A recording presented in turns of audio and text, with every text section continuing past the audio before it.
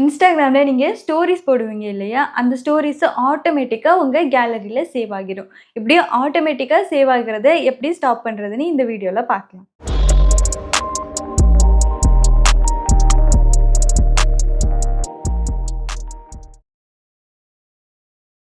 இன்ஸ்டாகிராமில் நீங்கள் போடுற ஸ்டோரிஸு கேலரியில் சேவ் ஆகக்கூடாதுன்னு நினச்சிங்கன்னா அது ரொம்பவே சிம்பிள் தான். இன்ஸ்டாகிராம் ஓப்பன் பண்ணிவிட்டு ப்ரொஃபைல் பேஜுக்கு போங்க.